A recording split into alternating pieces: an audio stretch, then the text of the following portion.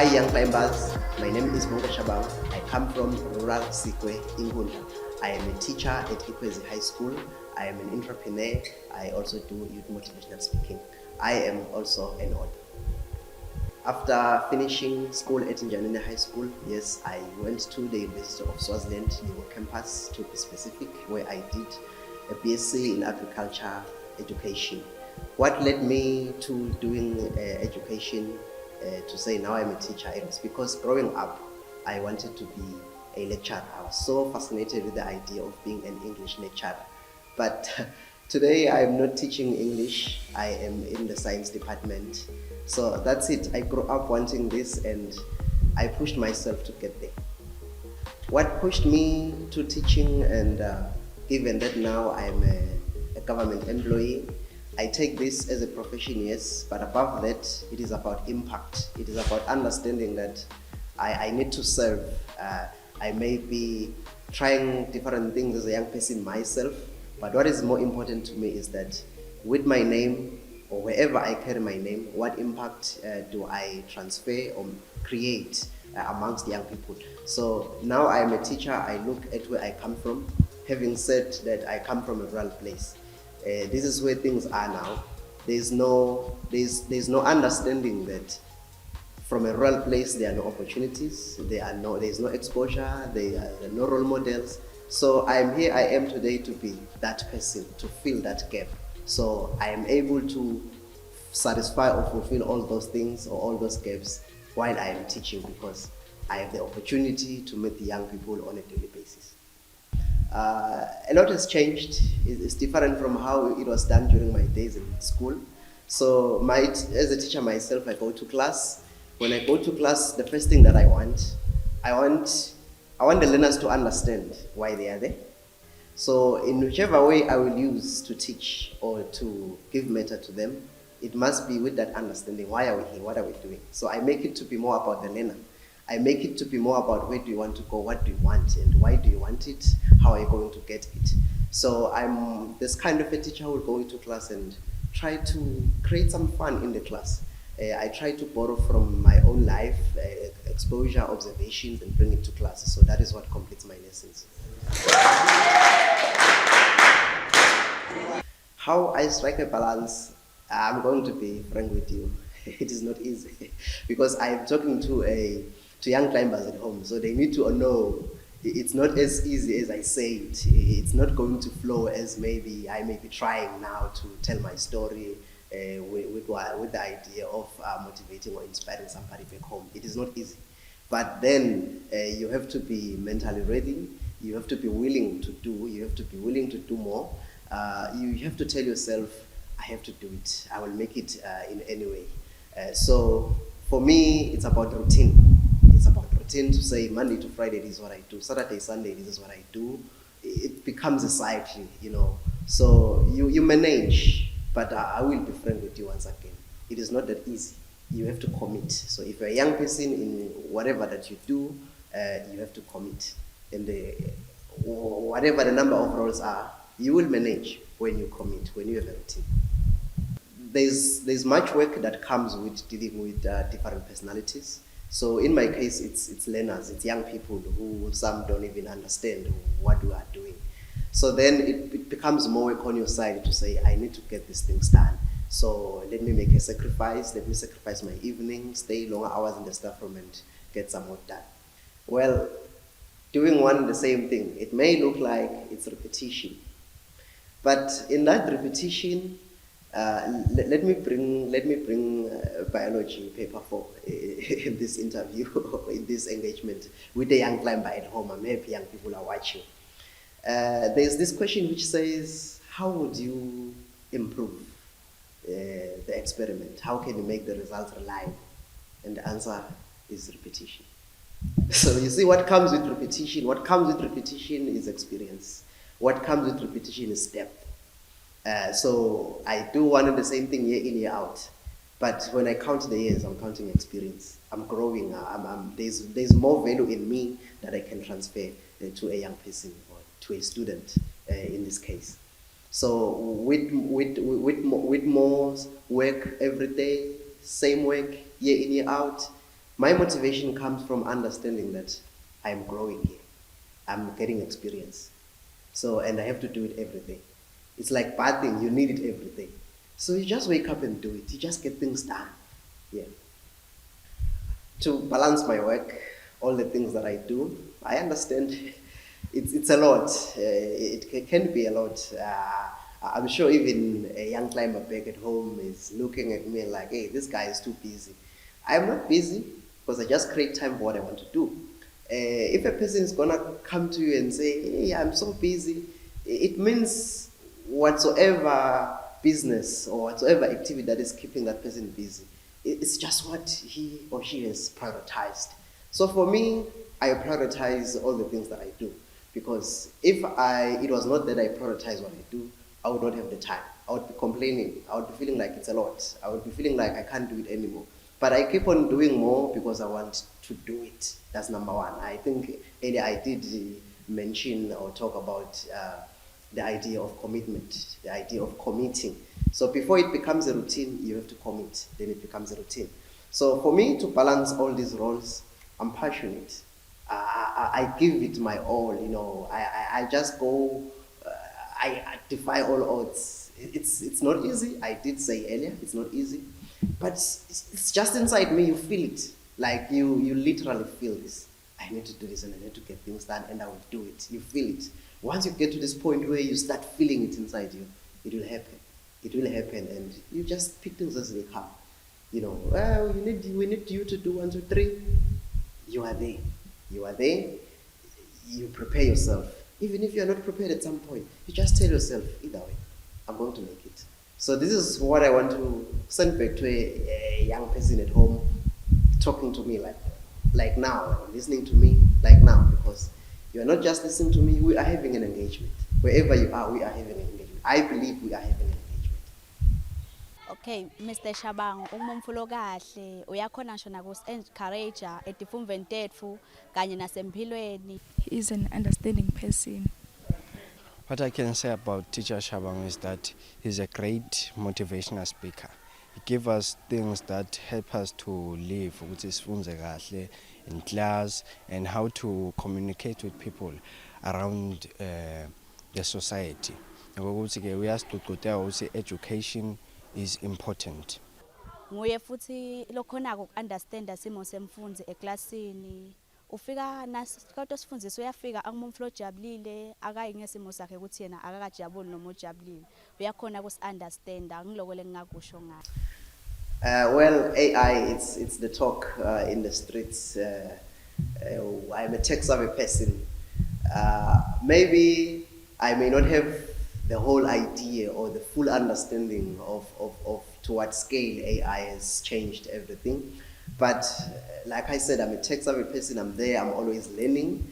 I try to bring such to my space. I try to bring such to my life in a way that I engage with young people a lot, so I like telling them, guys, this is what is happening. Check this out, check this out, check this out. So I'm still learning myself, but yes, I do take advantage of such developments happening around us because, man, technology, it's wow. So many things happening. There's the Nike guy who started Nike. He says, get in a room and feel like, aha, big things are happening here. So AI, that is what it is to me. Yeah, that's how it strikes me. I do use it and I'm learning. I need to emphasize that to a young time at home that we learn every day. So technology is everything. I am there. I don't want to be like Nokia, I'm sorry to say it. I don't want to be like Nokia and lag behind. Yeah, so I am following. With AI, a lot is going to change. How we give education to young people, it is going to change. It is going to change because it is happening. It is already happening, and we are a generation that is quick at adopting changes around us. It's no longer like back in the days where you would be skeptical to adopting new ways of life. Now you don't want to lag behind, you don't want to miss out because this is here and it is changing lives, it is impacting lives. It's also a good space for research because when we talk of academics, When we talk of a young person in this AI space, we should be arousing curiosity to say, what is happening and why should I be bothered with such? So the topic now, or the big word, is AI, artificial intelligence, like you said it. So it is bringing so much change. In terms of education, it will change a lot in the sense that with access to infrastructure, the right infrastructure to support the internet, to support the AI platforms, there's just so much growth that we can expect good results from students because they use these things, they get to think different, they get to think faster. Yeah.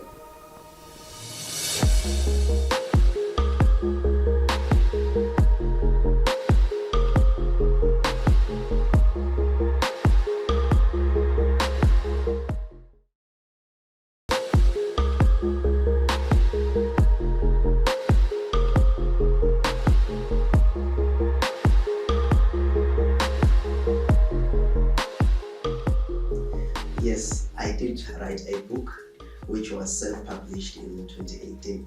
I feel it is important to share that it was published in 2018 because you get to understand or see how old it is or how new it is, and maybe if it may be still relevant to the life we live today. But I do believe it is still relevant, knowing what I put in there.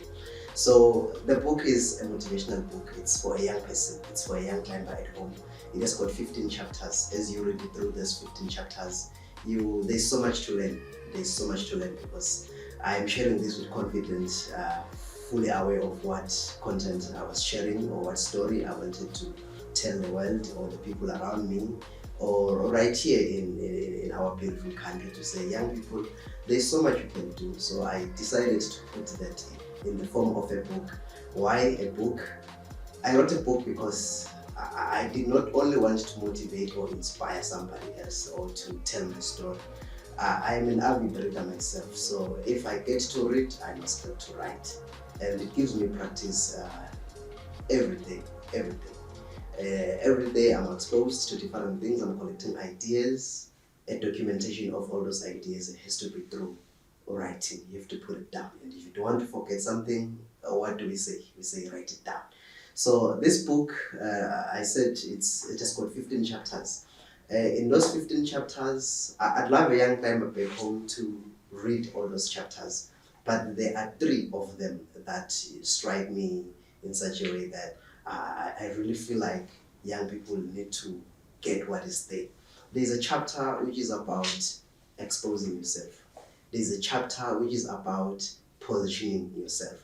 And then there's a chapter which says build relationships. Maybe I can add a 4th one which says, it's actually the last one on the book, stop complaining. So those are some of the chapters that are there. When it came to writing this book, which is titled A Journey to a Definite Place of Purpose, I want a young climber back home to underline the word purpose on the title of the book, because we are here to serve, but you are not going to be able to serve if you don't understand your purpose. My target readers, I almost said my target market, which would be very wrong to say a market. My target readers or audience, it's not just a young climber back home, but it is a young climber back home who wants to feel how it is like to be young in Swaziland and do with the energy that you are given. So it could be someone who is in school, grade 6, grade 7, Form 1 to Form 5, tertiary, whether a first year student or a final year student, and those avid readers who are in the workspace now, because we have actually a lot of young people who are in the workspace now. You get your spare time, you grab the book, you read about somebody you read about somebody you grow up with, you read from somebody relatable, So that is my target audience. I'm targeting young people, school, out of school, tertiary, and then There are a lot of young people who reach out to me through Facebook, people who have read my book, people who have engaged with me in seminars, people who have bumped into me in town, and we have those, brief talks, chats. There are people who reach out through WhatsApp.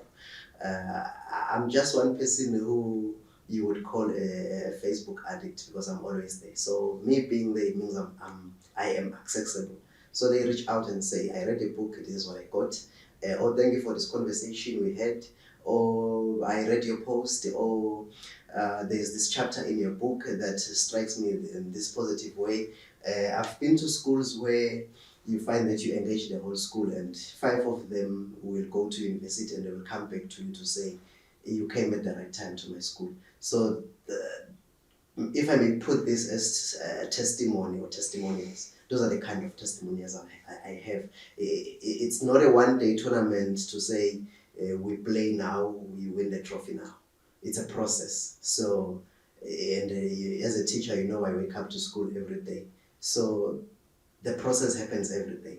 You get to see the results with time. You plant a seed today, you're not expecting it to germinate today. But there are those that will germinate and grow fast, like boom, it's a palm tree, There are those kind of people because the motivation finds them at a time when they needed it.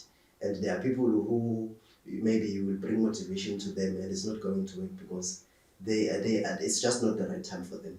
You just give the process time. Yeah. For inspiration, what motivates me, what keeps me going, what lifts up my spirit, if I may put it like that, what uplifts me in so many positive ways. For a young climber at home, because I understand that I'm with young people here, it's a lot, but when I say it's a lot, I'm not really giving you what you want to know, but I will give you everything with this time we have. There's DJ Sbu at a time when he was at his prime. So if you know DJ Sbu now, it means you have to go back to know who he was at some point. So he inspired me a lot. He is aggressive. That one is a fighter. There is Strive Masiwa. This guy is a billionaire from Zimbabwe, but he got to be based in UK and sometimes South Africa. He owns Econet. Econet in Zimbabwe is what MTN is in here, Eswatini. So that guy would go to Facebook weekly so to have write-ups of motivations where he was teaching entrepreneurship. I got him at the time, he's above 60. So imagine a 60-year-old on Facebook sharing information to young people or to everyone from different parts of the world. So I was lucky to find him at a time when I would say he was still energetic to be sharing those teachings.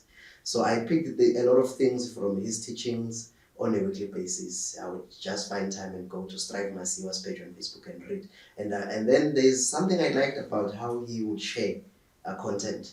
He would write the main post and then he would go to the comments. His comments were in terms of afterthoughts, afterthought 1, afterthought 2, afterthought 3. And then he would pick replies from whatever people were sharing back to him and pick replies from people and send more personalized replies to those people, and I would still go deeper to read. So I found a lot of motivation from there. I read every month. Wow, let me put it this way. Every term, I have to make sure I've collected at least 3 books. 3 magazines.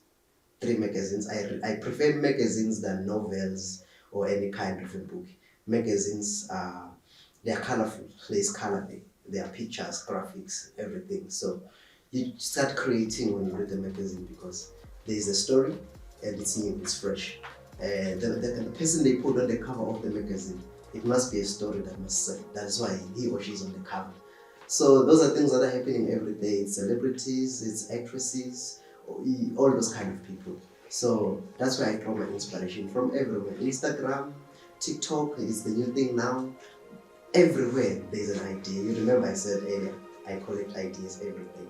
The ideas that I collect are not just memes, or they are not just something to save in screenshots. It's something for me to go back and say, what was happening? Why did I screenshot this?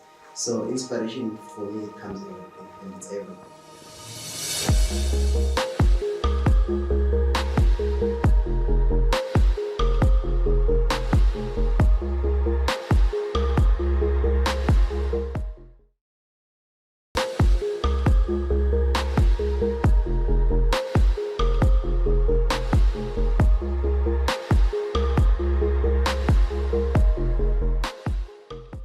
Young climber at home, we are still here, and I'm loving every part of it, sharing my story to you at home.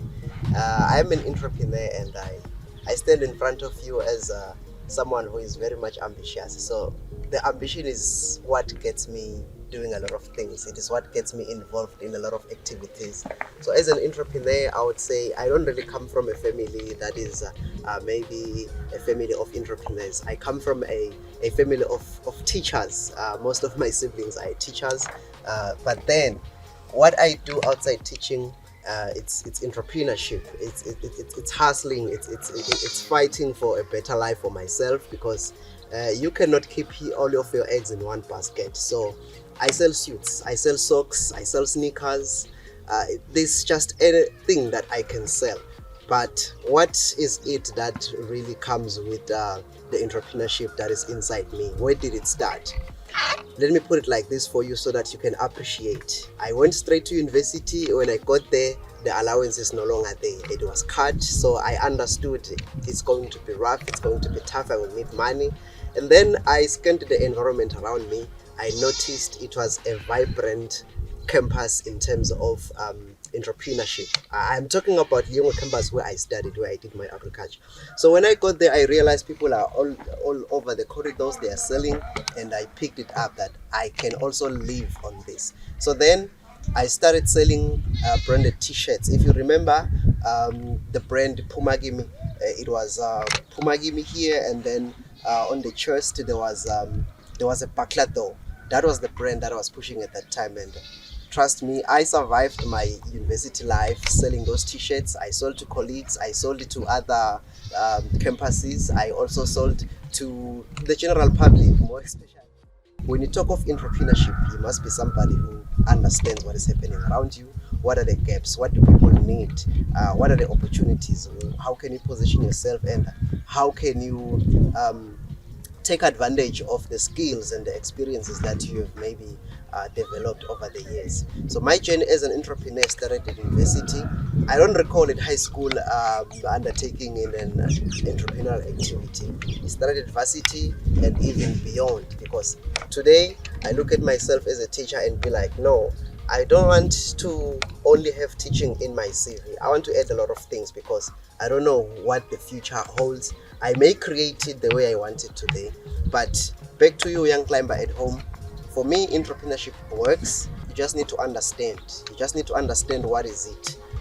What is it that is inside you?